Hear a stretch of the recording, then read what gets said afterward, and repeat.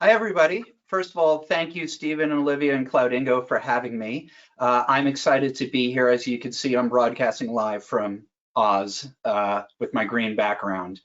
And by way of introduction, I am a Salesforce consultant, developer, architect. I have 26 different Salesforce certifications, 8 years in the Salesforce ecosystem, 20 years of direct sales and sales management experience, and hundreds of customer implementations. And I'm particularly excited because what motivates me is seeing the delight in customers' eyes when all of a sudden their jobs become easier and their customers become happier. And as we'll talk about plenty today, data is the unifying thread throughout all of that. So I'm very excited for this lively discussion that's about to happen.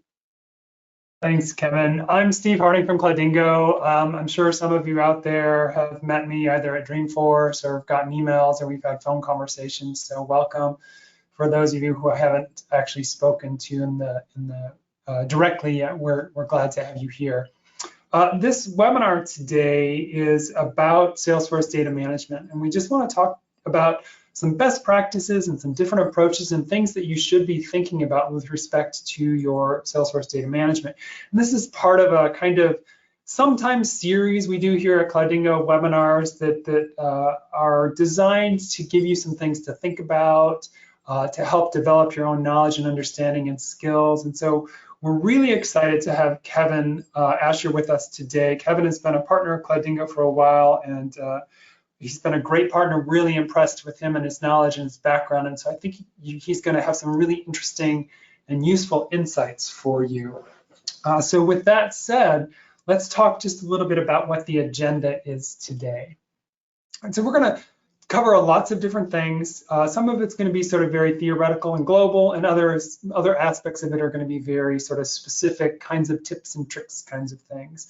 But we're going to talk a little bit about what data management and data quality is within Salesforce.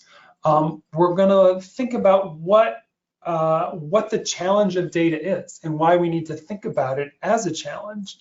We're going to talk a little bit about how you build out operationally from data, so a data-centric approach to managing your business and operations.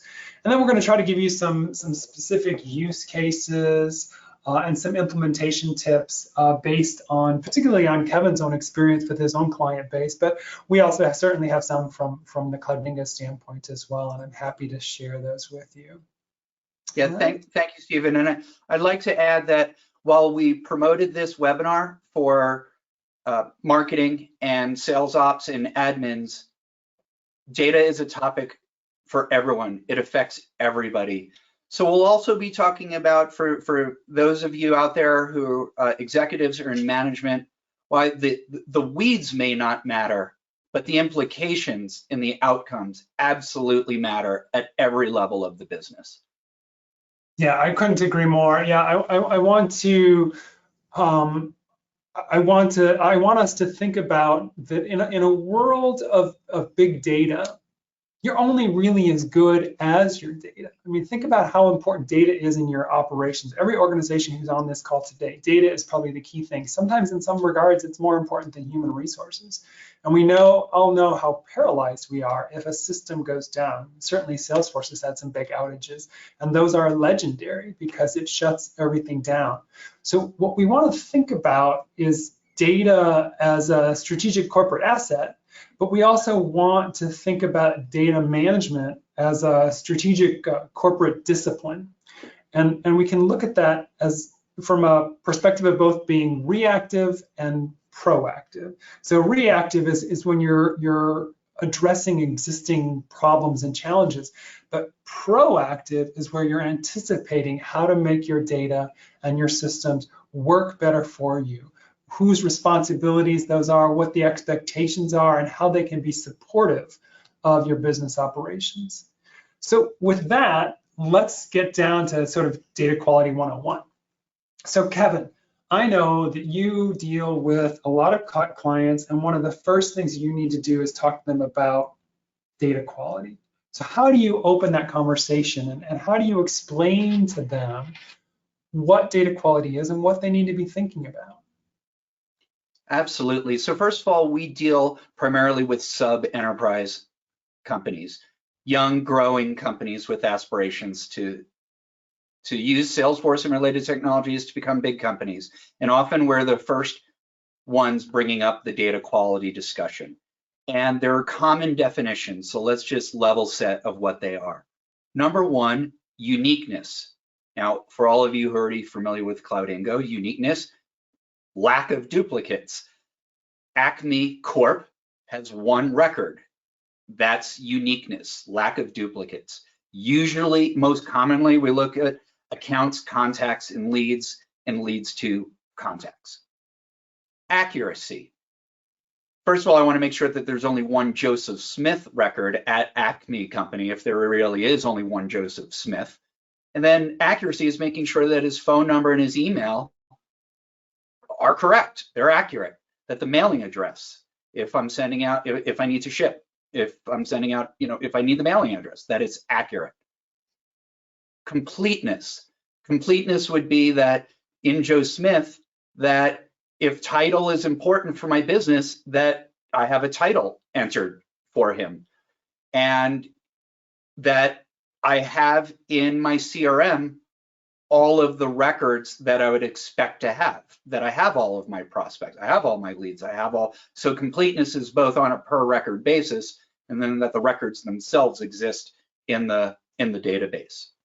Those are the main ones, but some others that don't get thought of as much, where we spend a lot of time consulting and uncovering bigger issues, usage. So for all the reps out there, stop me if you've heard this before.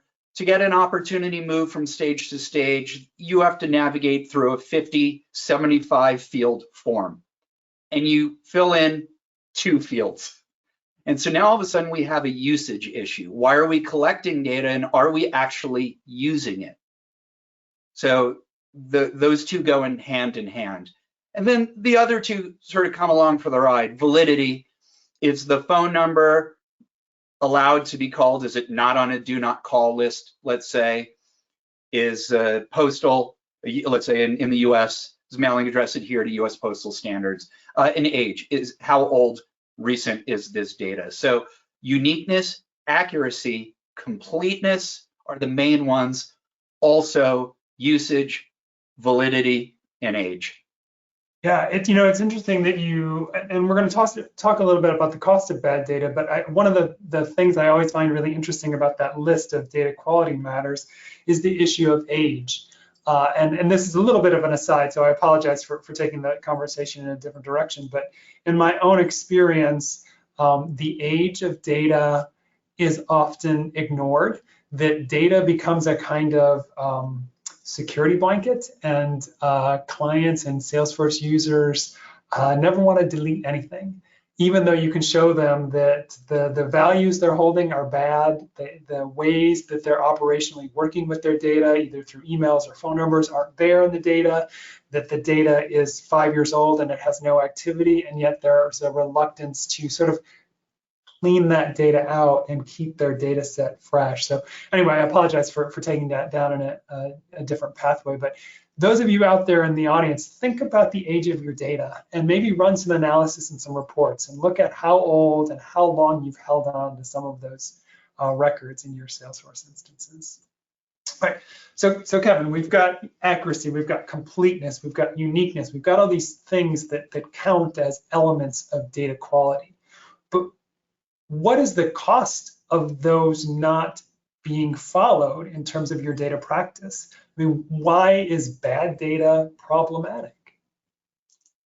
Well, I'd say first and foremost, you can't make an informed decision if you don't trust the data. You can't, if your windshield is greasy and grimy, you can't see where you're going. And if your rear view mirror is greasy and grimy or pointed in the wrong direction, you can't see where you've been. You can't accurately measure the health and trajectory of your business. That's from the manager and executive point of view. Let's talk about users, as in your sales and your service reps and your customers. When data is bad, there is a huge vulnerability to dissatisfaction. Reps don't trust the data, therefore they don't use the system. If customers don't see that data that they've given you, and this can be over the phone call, the customer saying, I like red, and they're getting emails about things in blue. It's a disconnect. They expect a unified experience, and data is the connector. So a loss of satisfaction amongst customers and employees, which obviously can have an enormous revenue and expense hit. And then similarly, again, lost in trust means low adoption of the systems. Salesforce and these related products are a tremendous investment, and probably the number one reason why executives come to us and hire us is we're spending a lot of money and it's not being used, and therefore I don't have the information I need to lead the company. All of that comes from the cost of bad data. And then I'll throw in a bonus one. Some of you in the larger organizations will realize there actually are storage limits within Salesforce. So if you're just storing everything without an actual strategy, well, the cost that Salesforce charges for additional data is hefty. So that's a very hard cost as well.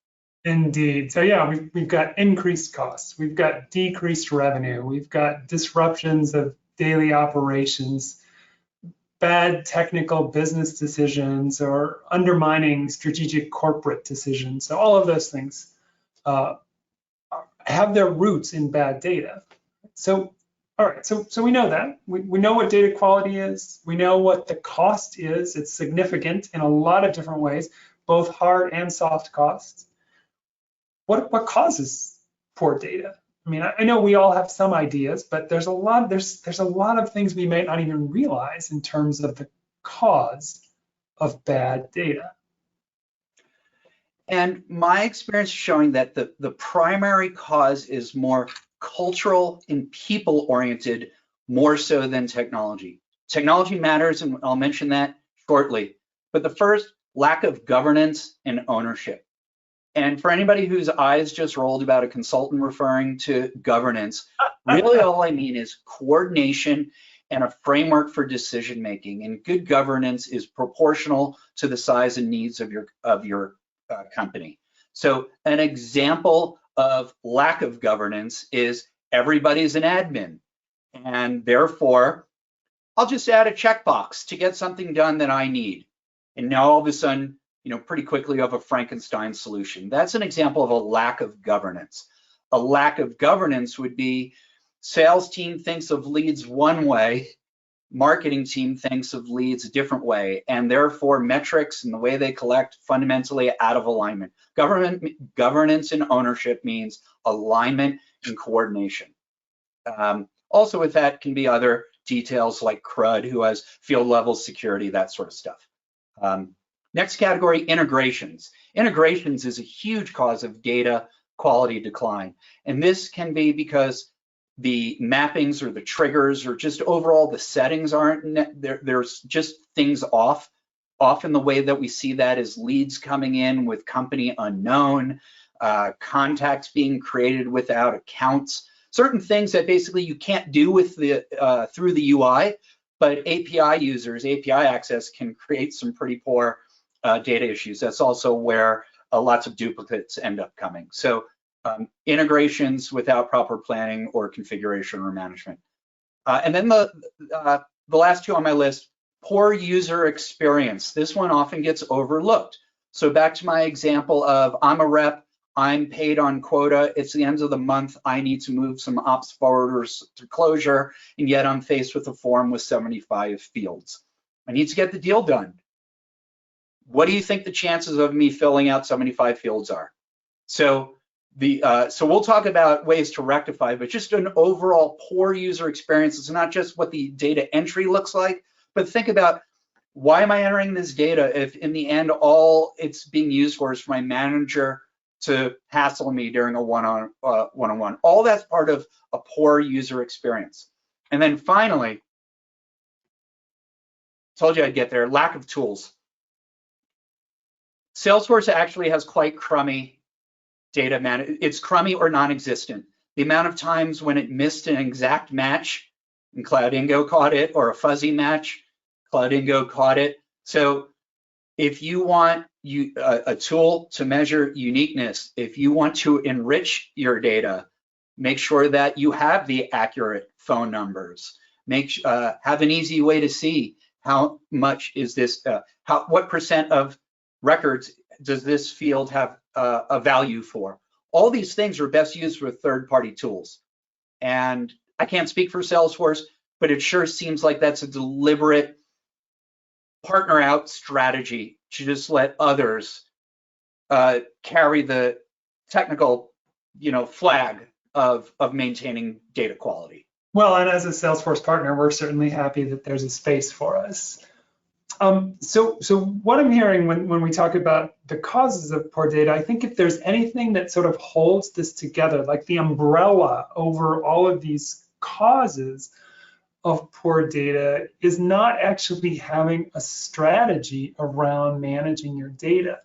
And so that's one of the things we're going to talk about. And I know that that can be challenging because I know a lot of people out there in our audience today, and this is how I started too, we didn't have a dedicated Salesforce administrator. Salesforce makes it so easy to get started that managing the Salesforce instance was just, assigned to somebody who seemed to have a little bit of understanding about how to work with it, even though they had a fully other kind of role within the organization. But that doesn't mean that you shouldn't at least spend a small amount of time thinking about how to maintain your data, how to protect it, how it's working for you, how it's not working for you. And I think that's what we want to try to get at. So all of these causes of poor data come down to not having a strategy or an approach to maintaining that asset for you.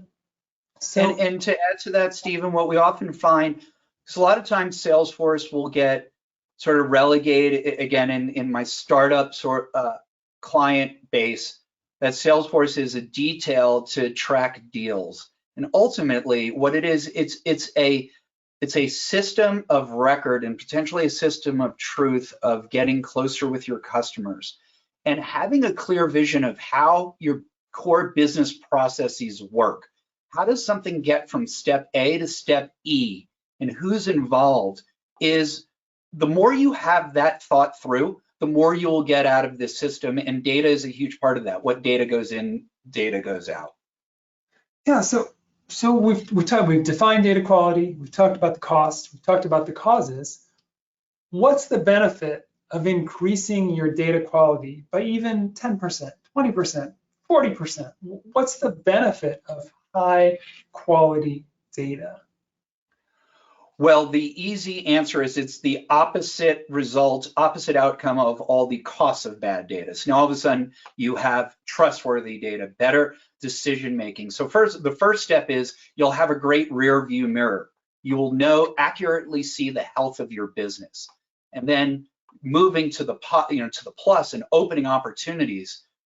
I mean, it's amazing. We've gone, 10 plus minutes and we haven't mentioned AI yet. So let me break the ice. AI is only as good as the data upon which it is grounded. So AI, a lot of times people forget AI first, or in the last few years, had meant predictive. What's the next best action I should take? What's my predicted forecast for this quarter? Not to mention now generative. If we want to have created emails, case summaries, order status, things like this that AI will generate for us.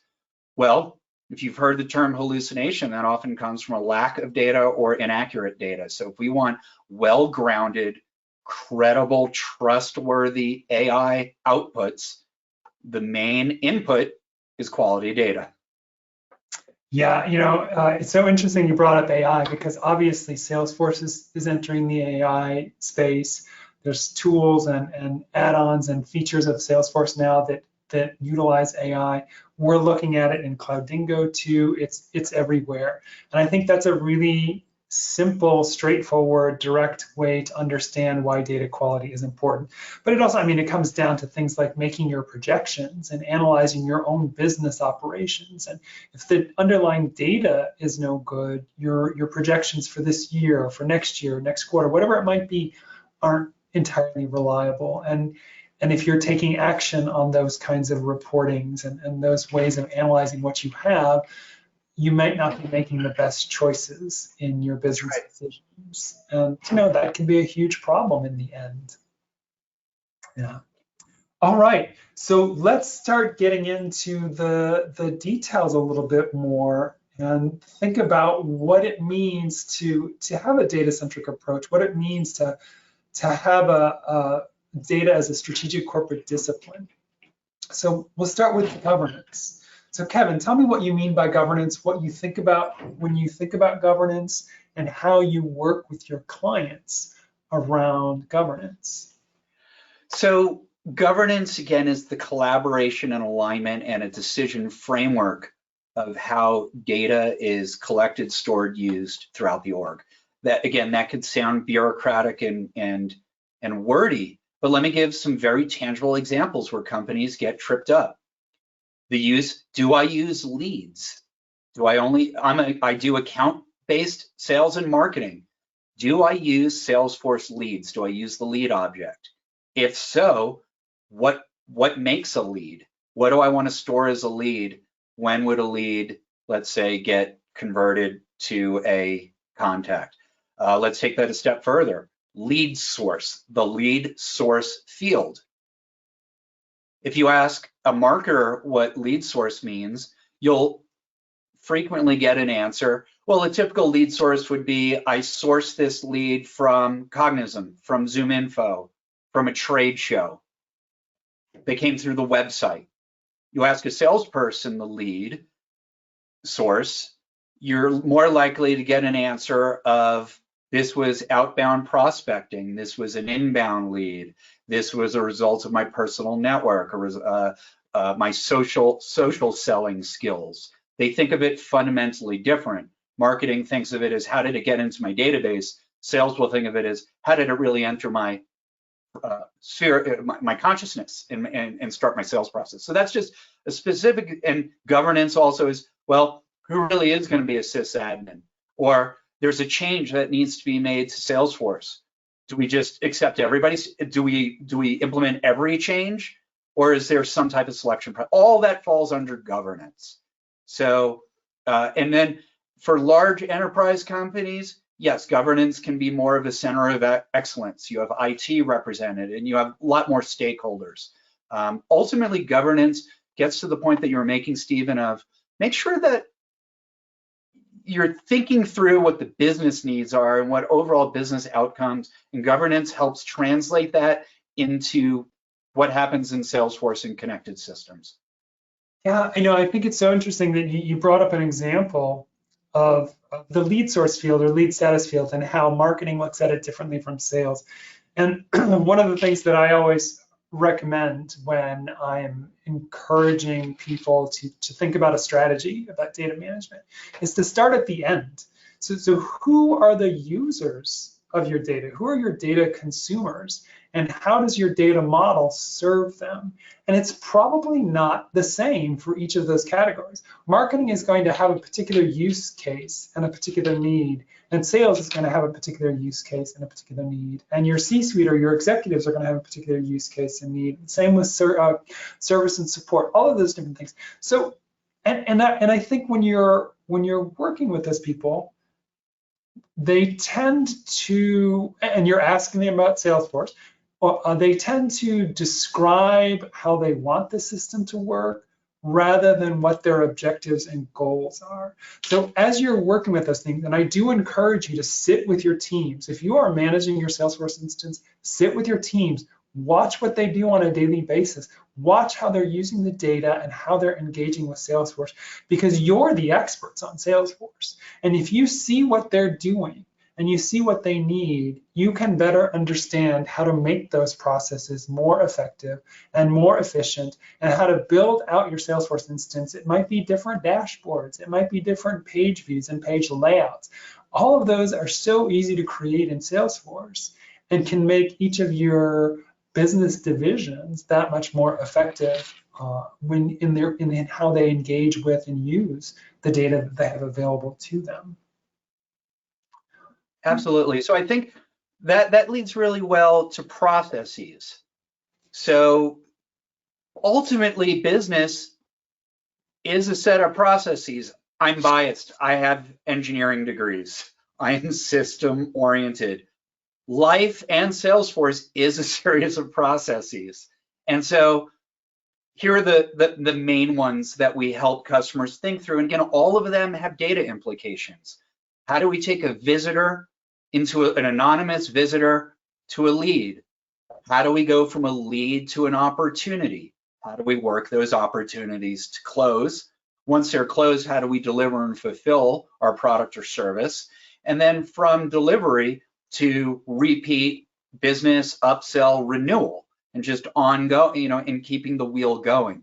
Those are major buckets, but within them, there's a series of processes. And again, with all the data requirements, which also fits into automation. So let me give another example. Going back to our lead and whether we use leads, we don't use leads, we're account-based. So let's say we do use leads, but there are certain criteria by which a lead qualifies. So now we have a definition, or we created a definition of what qualify or what conditions needs to be met for the lead to be converted. And so that's a process and a governance issue. And then an automation issue is, well, what if we have hundreds? What if we have thousands of these? Are we asking our reps to manually convert each one? There's automation that can do that. And then again, integration. Well, a lot of these leads are coming from our marketing automation platform. They may be coming from our integration into GoToMeeting or our Zoom webinar. There are plenty of ways, our mobile app signups. So all of these play together, and it all. The next major step is defining your core business processes, who's involved, what data comes in, what data goes out.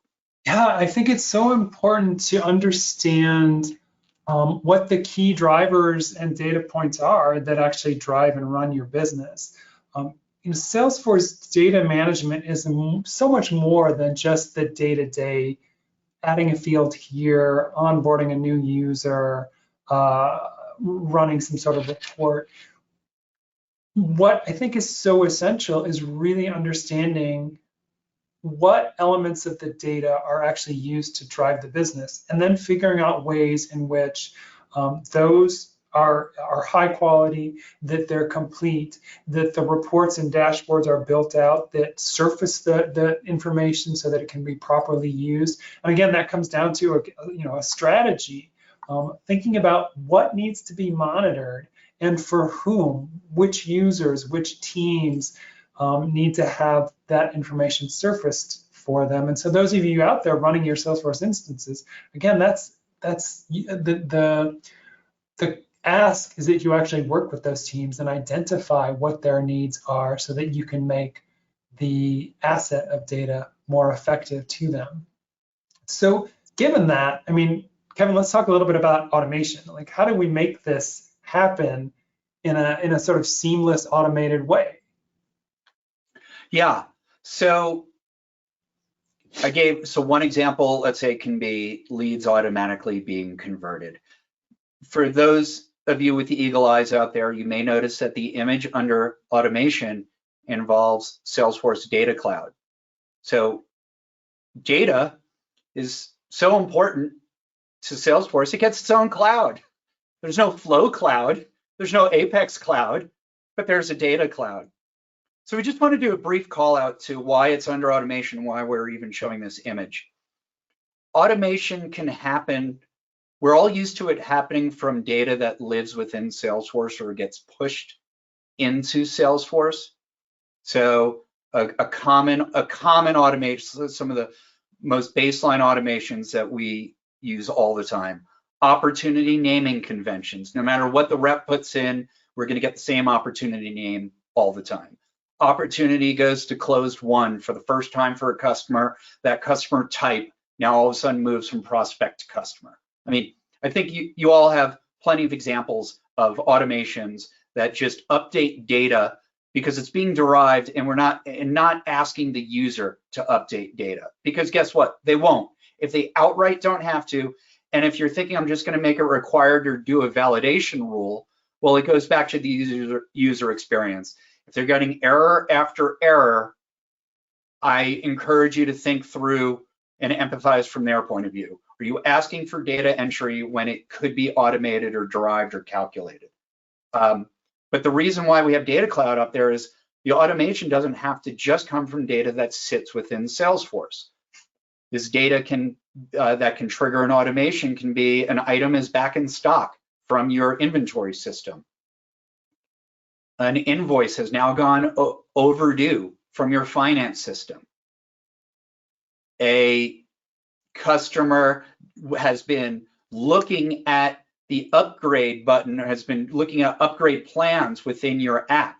All these can trigger automations such as dropping that user into a cadence or a sequence, triggering a follow-up item from the rep, sales or service. So automations now don't have to just be from data that sits within Salesforce, but outside as well. Now, again, these things were possible before using MuleSoft or other connectors, but what I'm most excited about with Data Cloud is it democratizes this and makes it much easier at the admin level of skills to implement and manage. And I get excited about things that used to only be available for enterprises that now can become available for the sub-enterprise, the marketplace that we serve. Data Cloud is a very exciting proposition. Yeah, I'm glad you talked about skills too, and how easy Data Cloud makes it to use some of these higher level functions. As I've said before, Salesforce is easy to get started on. And Salesforce is also incredibly complex and complicated. But even the most average administrator of Salesforce can implement some of these strategies in a fairly quick and easy and seamless way. Data Cloud is one way that makes it happen. And Kevin, thank you for those examples. I want to give an example from my own experience because I think it illustrates a lot of what we're talking about here, about building a strategy and sitting with your users to understand what they're doing with the data, and then figuring out a way to simplify, make that more efficient, more effective.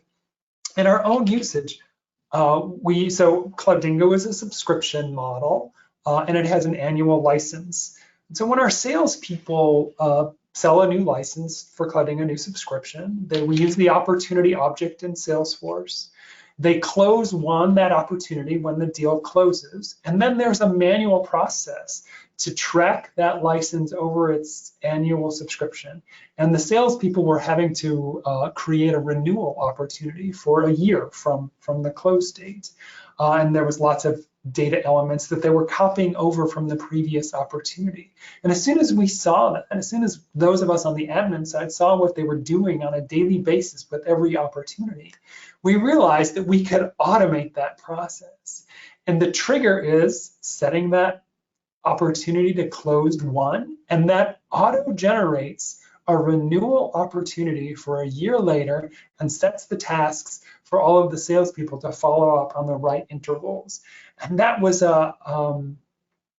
in some ways, I mean, I don't want to overstate it, but in some ways a life-changing experience for the sales guys and for their day-to-day process. And so it's those kinds of things, that sitting with your users and seeing how they're working, those examples that Kevin gave us, and thinking about, okay, what can I do in the instance to make this easier, to make this speedier, to make it less error prone and less manual? And that's where the automation comes in. So absolutely explore those opportunities.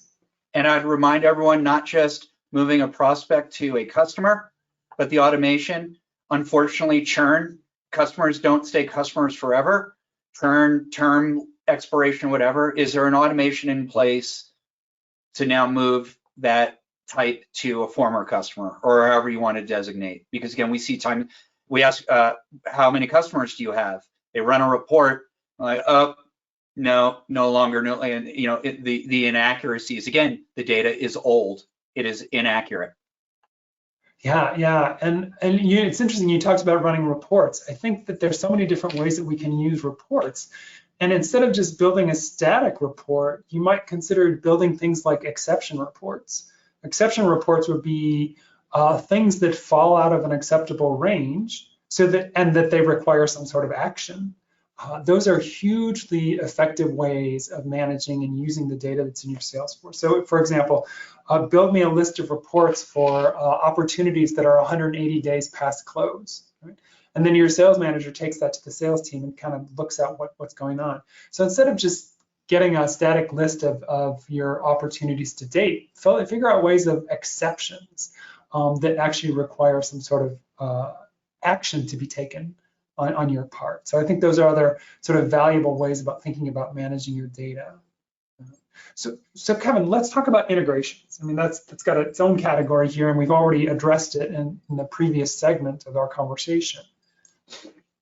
Yeah, so integrations, again, some of the more common ones in smaller and growing companies are integrating their marketing automation platform. Pardot, now known as Account Engagement, is on a different platform, so it really is an integration, or Marketo or HubSpot or Eloqua, sales engagement platforms, your document management, your PandaDoc, your DocuSign. There's a common list, and those integrations are generally run by AppExchange managed packages, and they're relatively straightforward. Again, it's not a technical challenge, but I urge you to make sure that you're clear on triggers and mappings, because even though there aren't that many drop downs and buttons to click, we see when it goes wrong. And again, part of knowing how to configure it correctly is being clear and understanding how your users use the different systems, which comes back to the concept of a system of record and a system of truth. So for a lot of companies, they like their BDRs working in outreach. That is their system of record. Yet Salesforce will be the system of truth, because that contact record will get updated by outreach, it will get updated by Marketo, it'll get updated through the order management system, and Salesforce is the center of all that. Salesforce, the system of truth, outreach, the system of record. So the point being, integration is all about, and I'll give a slightly technical example in the next section of this talk, but integration can span from incredibly complex to not technically complex, but again, down to the business mapping and the understanding of the overall landscape. But integration has a huge effect on data quality. Yeah, and I think this sort of gets at the heart of what Salesforce is doing when it's talking about the customer 360 view. So it's this idea that we're trying to get away from silos of data that might be in different systems and therefore is also repeated across different systems, so that if we can integrate, and sometimes this takes a data architect to work with you. And so I know not a lot of the smaller organizations on our call don't have those resources available to you, but for large organizations, a data architect can figure out ways in which the systems can integrate so that you don't have repeated data. Each system is responsible for a segment of the data, but it's still all connected to one another so that it can be accessed in various ways. And what we're excited about in the integration and the automation and data cloud conversation is we work with a lot of SaaS companies. And those SaaS companies, as long as they expose their platform through endpoints and APIs, it is now easier than ever before using a data cloud. Again, there are multiple methods, but data cloud now makes it very easy to connect their first party data and automate off it. So again, what would typically take a lot of coordination between IT, the product team, marketing, from a technical point of view, can now be a lot simplified. And now the coordination is around business rules, logic, governance, things of that nature. And again, the overall thread of Salesforce capabilities is they're making more and more power available to low and no code. And don't get me, we love code, but code comes with complexity of maintenance, complexity of and cost to build. and a certain level of brittleness, meaning if changes need to be made, developers need to make the change, and that typically slows down the agility of the business. Yes, absolutely. So I think, Kevin, you've put together some screenshots and some real examples for us to share, right?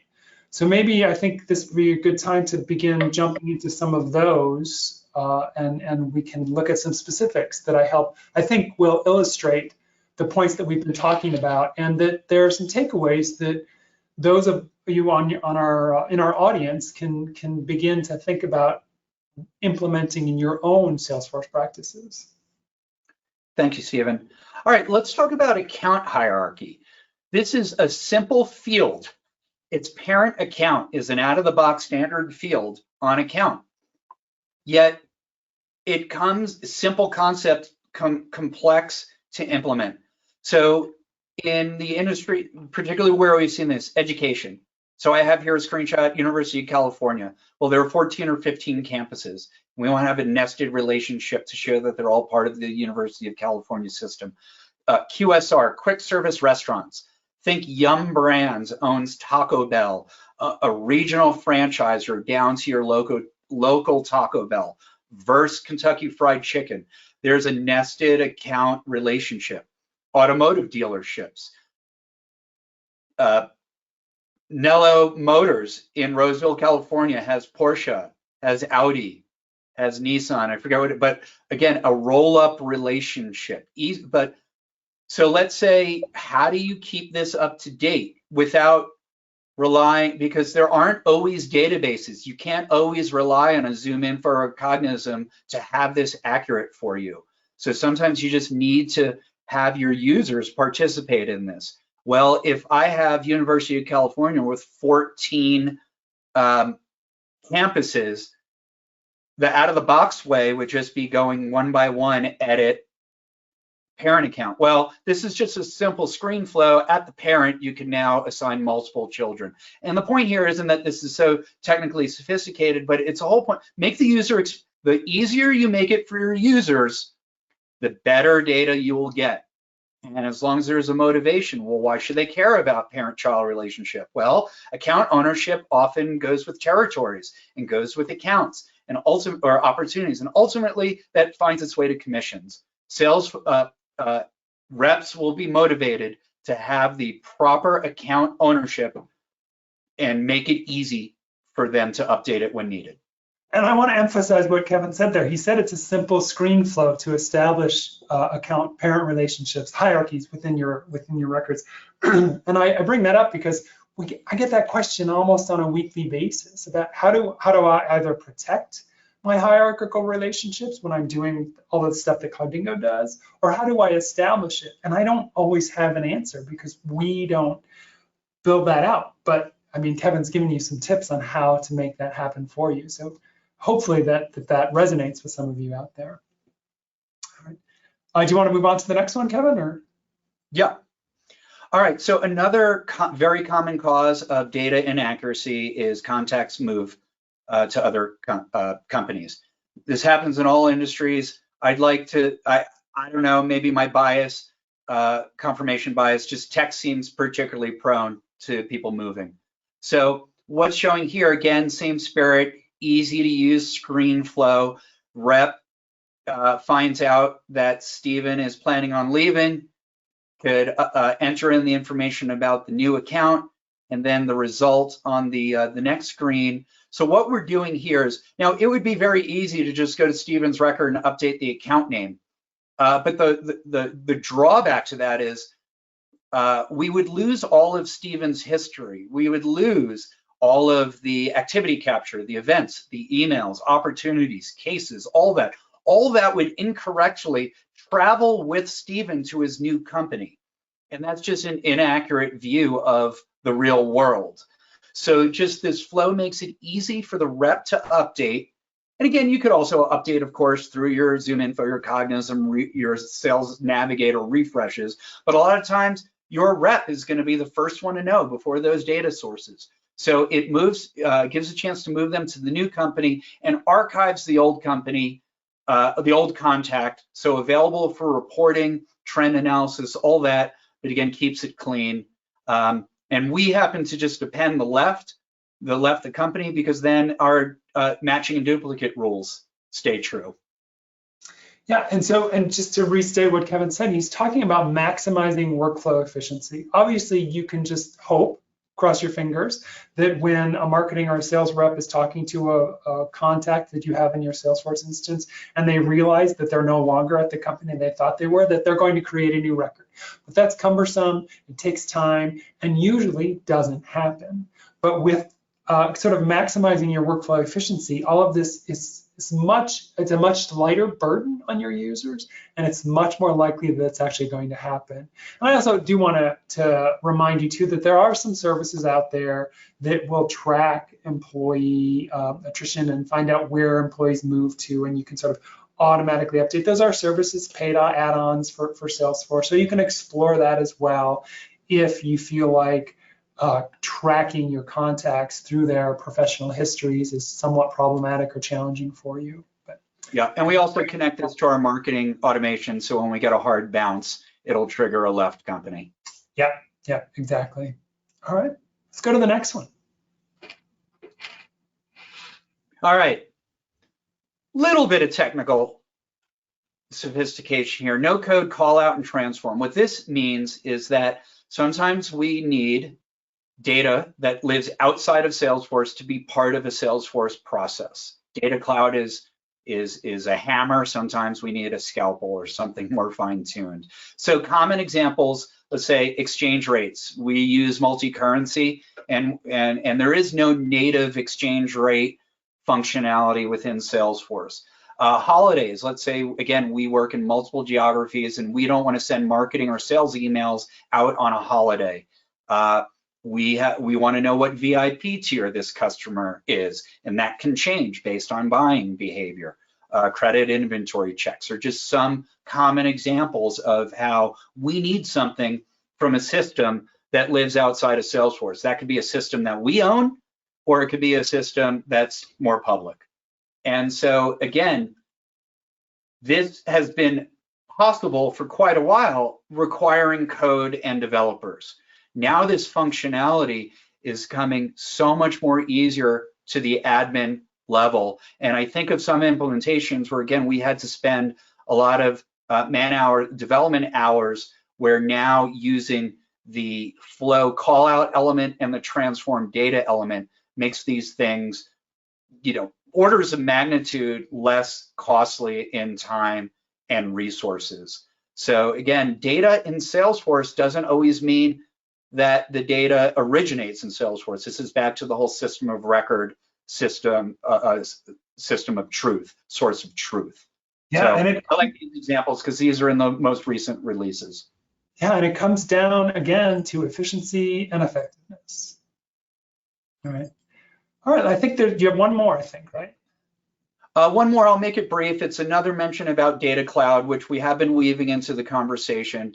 And I'm mentioning it because this is still, I consider it and talk to my clients, it's still in the early days for the market segment that we serve, but the possibility is very exciting.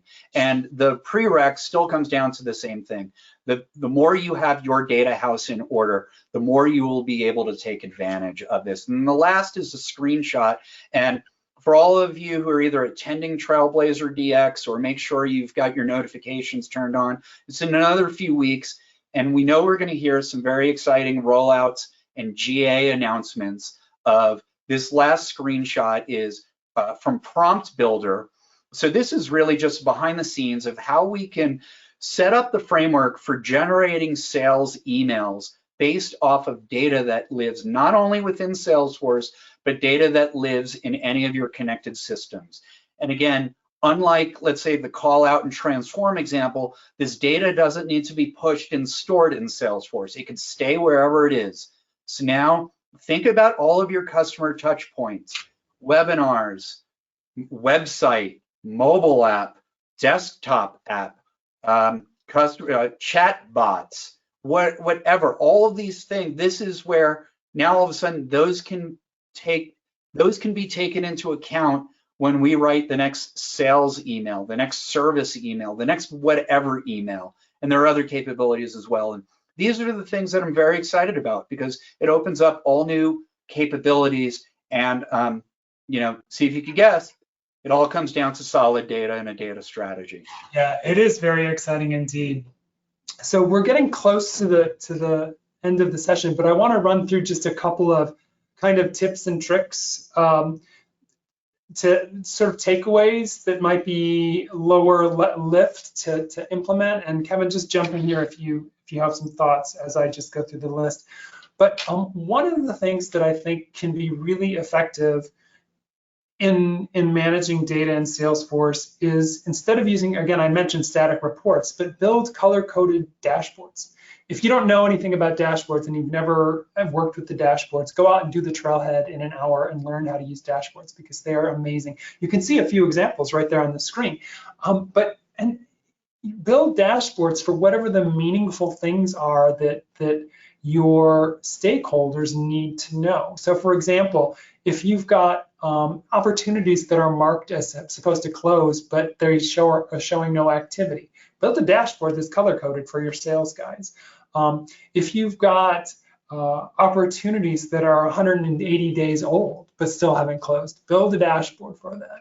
And then run your meetings from Salesforce using these dashboards, because that is a reminder to your teams of how important the data is and how important it is to maintain that data, keep it complete, keep it up to date. Because if you've got reps sitting in a meeting with their sales manager and the opportunity report that the sales manager is showing isn't accurate because they haven't done what they were supposed to do with the data, hey, it's a built-in way of prodding them along to do the jobs that they're supposed to be doing.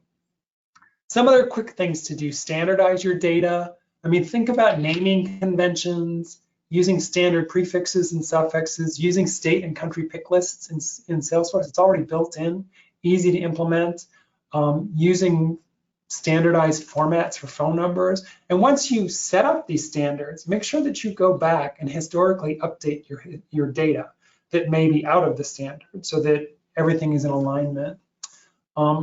Think about data cleansing, verify addresses, verify email addresses, verify phone numbers. All of those are third-party services that you can access to make sure that the data is accurate, deliverable, those sorts of things. We're Cloudingo, think about deduping your data. It's what we do all day long. And then we also briefly talked about enhancing and augmenting your data. I know that Kevin brought that up. And I'm sure that, Kevin, that's one of the things that you have to work with your clients on quite a bit too. So just wanted to give you just a few tidbits of things that you could start working on today to put together a strategy for managing your data and coming up with a plan for how it fits into your Salesforce practice and your operational needs at your organizations. Right? So the last thing I wanted to do, so first of all, I want to thank Kevin for participating in this conversation today. I think it's been very interesting and enlightening for me, and I hope our audience has enjoyed it. But Kevin, tell us just a little bit about your services and what you are thinking about doing for the folks who have been participating in our webinar today. Yeah, so if any of you feel like you need some assistance in getting started, we've put together a package that goes through all the steps that we've discussed using the third-party technology from Cloudingo and partners such as Elements Cloud and Cognism to get all of those data dimensions measured, and working with you to get your data readiness and strategy in line with your business goals and objectives. And so we're excited to answer questions, just go into any of these topics that we broached in more depth. And again, what motivates me and my colleagues is seeing the delight that comes from just the relief of pressure and worry of, oh my gosh, my job has gotten a lot easier, and getting data cleaned up and clean going forward and informing the rest of the business is a huge part of that. So I hope to see you, as they say, out on the trail or here's my contact information. And again, thank you, Stephen and Olivia and Cloudingo for inviting me and allowing me to participate in such an enjoyable discussion. And so I want to reiterate too that we are here to answer any questions you might have. Feel free to send them over to us at any point. If you are interested in data quality assessment, Cloudingo has a free trial, of course. But I also want to say that Kevin is a partner of Cloudingo and Acoustic Stallion is a partner of Cloudingo. So we highly recommend Kevin as a professional and recommend his services. So I encourage you, if you need some assistance, to reach out to Kevin and see what you can do together to work things out. All right. Well, with that said, I want to thank everybody for signing on to the webinar today. We hope this was informative and useful to you. We will be sending out a recording. We'll also include this slide deck. So if you missed Kevin's contact information, that's going to be available to you in a follow-up. So just look for that. And look for us on a future webinar, probably in the next few months. We'll do another one. And thank you again. I hope everyone has a great rest of the day.